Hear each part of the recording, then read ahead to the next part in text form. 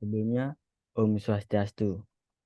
Sebelumnya, perkenalkan nama saya Komang Adi Pratama. Saya salah satu mahasiswa aktif semester 1 dengan NIM 23151078 dengan jurusan Teknik Informatika dan Prodi Ilmu Komputer. Baik, di sini saya sekarang sedang bersama salah satu mahasiswa Undiksa.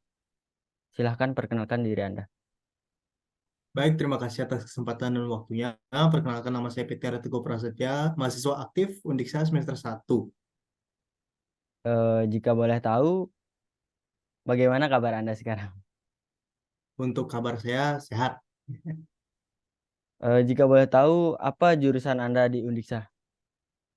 Baik, untuk jurusan saya itu Teknik Informatika di Fakultas Teknik dan Kejuruan dan saya mengambil prodi Ilmu Komputer. Baik. Jika boleh tahu, apa fokus Anda di jurusan Anda tersebut?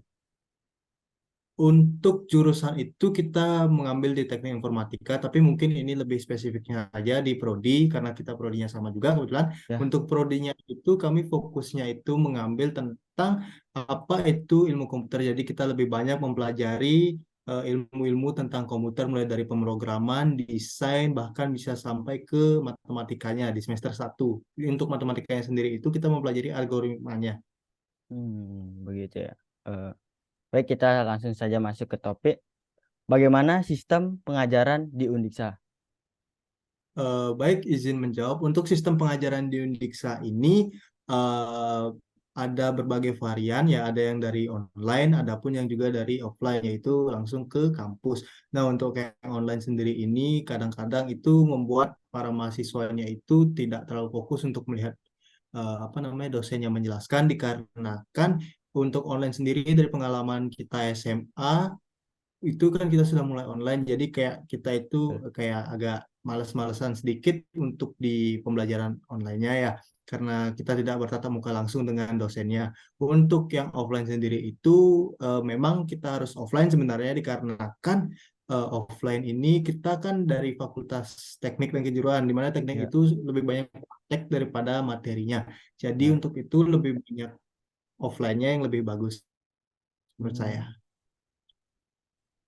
Hmm. Eh, ada gak dosen yang kayak kurang dalam mengajarnya itu nggak? Untuk dosen sebenarnya fine-fine aja ya untuk dosen ya dikarenakan dia juga memberikan ilmunya ke kita Ya. dengan di universitas ini kita diberikan ilmu oleh dosen-dosen yang sudah berkompeten, ada yang S2 bahkan sudah sampai S3 atau guru besar. Nah, untuk dosen sendiri itu kalau ditanya apakah ada dosen yang agak kurang ajarnya atau yang bagaimana itu mungkin dari setiap fakultas itu pasti ada ya mungkin Ya, yang dari betul dosen sekali. yang menjelaskan kurang atau semisal dia seperti memberitahu ini sudah dapat dipelajari di pelajaran SD, SMP atau SMA itu mungkin karena kita apa namanya mungkin kita kayak agak lupa itu tapi Ya. diingatkan kembali ya tetap sama tapi dari kasus saya itu pernah seperti itu untuk dan setelah pembelajaran materi itu terdapat kuis itu dari 23 siswa atau 22 ya di kelas saya 22 kayaknya 22 mahasiswa itu dari 22 itu 16 nilainya nol semua.